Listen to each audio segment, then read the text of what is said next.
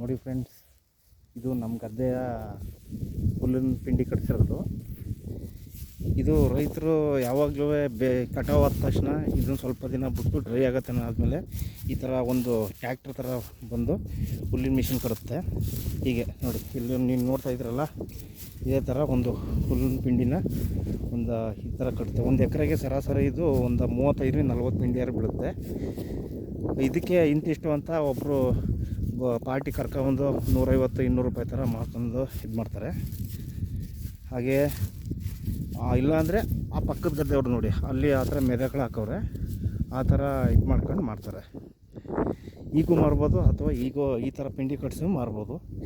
ಇದು ಈ ಥರ ಕಟ್ ಮಾಡಿಸಿದ್ರೆ ಒಂದು ಸ್ವಲ್ಪ ಕಮರ್ಷಿಯಲಿ ವರ್ತ್ ಆಗುತ್ತೆ. ಯಾಕಂದರೆ ಒಂದು ಪಿಂಡಿಗೆ ಒಂದು 500 ರೂಪಾಯಿ ಅಂದ್ರೂ ಒಂದು ಎಕರೆಗೆ ಅಥವಾ 1/4 ಎಕರೆಗೆ ಇದ್ದರೆ ಒಂದು 50-45 ಪಿಂಡಿ ಬೀಳುತ್ತೆ. ಇದರಿಂದ ಸುಮಾರು ಒಂದು 7-8 ಸಾವಿರ ರೂಪಾಯಿ ಕಮಾಯಿ ಮಾಡ್ಕೋಬೋದು ರೈತರು. ಹುಲ್ಲಿನ ವಿಷಯದಲ್ಲೂ ಸ್ವಲ್ಪ ಇದು ಮಾಡ್ಕೋಬೋದು. ಹಾಗೆ ನೋಡಿ ಫ್ರೆಂಡ್ಸ್, ಇಷ್ಟು ಈಗ ನೋಡ್ತಿದ್ದೀರಲ್ಲ ನೀವೆಲ್ಲ, ಇವೆಲ್ಲ ಗದ್ದೆಗಳದ್ದು ಪಿಂಡಿ ಕಟ್ಟಿ ನೂಲಿನಿಂದ ಇದು ಮಾಡಿದ್ದಾರೆ.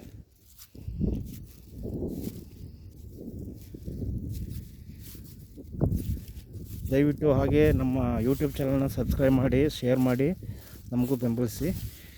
ಇವಾಗ ನಾವು ಚಿಕ್ಕ ಒಂದು ಸ್ಟೆಪ್ಗಳೇ ನಮ್ಮ ಮುಂದಿನ ಒಂದು ದೊಡ್ಡ ಗೆಲುವಾಗಿ ನಾವು ಪಡ್ಕೋಬೋದು.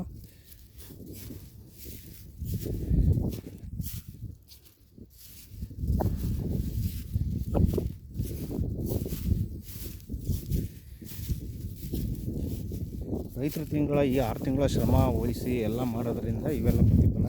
ಕೊನೆಯದಾಗಿ ಅವನಿಗೆ ಮಾರುಕಟ್ಟೆಯಲ್ಲಿ ಒಂದು ಒಳ್ಳೆ ರೀತಿಯಲ್ಲಿ ಬೆಂಬಲ ಬೆಲೆ ಸಿಗ್ತಾಯಿಲ್ಲ, ಅದ್ರ ಬಗ್ಗೆ ಅವನು ಒಂದು ಪ್ರತಿಧ್ವನಿ ಆಗಬೇಕು. ಸರ್ಕಾರ ಏನೇ ಆದರೂ ರೈತರ ಪರವಾಗಿ ಚಿಂತನೆ ಪ್ರಗತಿಪರ ಕಾರ್ಯ ನಡೆಸಿದ್ರು ಕೂಡ ಯಾವುದೇ ರೀತಿ ಅದು ಜಾರಿಯಲ್ಲಿ ಅಷ್ಟಾಗಿ ಬರುತ್ತೆ ಇಲ್ಲ. ಆಮೇಲೆ ಅವ್ರಿಗೆ ಯಾವತ್ತಿದ್ರೂ ಮೋಸನೇ ಹೋಗ್ತಾ ಇದ್ದಾರೆ ರೈತ ದೇಶದ ಬೆನ್ನೆಲುಬು ಅಂತಾರೆ. ಬಟ್ ಅಲ್ಲಿ ಯಾವುದೇ ರೀತಿ ಕಂಡು ಬರ್ತಿಲ್ಲ. ಏನಕ್ಕೆ ಅಂದರೆ ಅವನಿಗೆ ಎಲ್ಲೋ ಹೋದ್ರೂ ಮಧ್ಯವರ್ತಿಗಳ ಕಾಟ ತಪ್ಪೋದಲ್ಲ. ಈ ಭತ್ತದ ವಿಷಯದಲ್ಲಾಗಲಿ ಹಾಗೂ ರೈತ ಭತ್ತ ಮಾರಿ ಈಗ ಗೌರ್ಮೆಂಟ್ ರೂಲ್ಸ್ ಪ್ರಕಾರ 2700-2800 ಇದ್ದರೆ ಕ್ವಿಂಟಾಲಿಗೆ ಪ್ರತಿ ಕ್ವಿಂಟಾಲಿಗೆ ಜ್ಯೋತಿ ಭತ್ತ ಇವ್ರು ಕೊಡೋದು 2300-400. ಇನ್ನು 400 ರೂಪಾಯಿ ಅವರೇ ಕಮಾಯಿ ಮಾಡ್ಕೊಂಡು ಇದು ಮಾಡ್ಕೊತಾರೆ. ಹಾಗೆ ನೋಡಿ,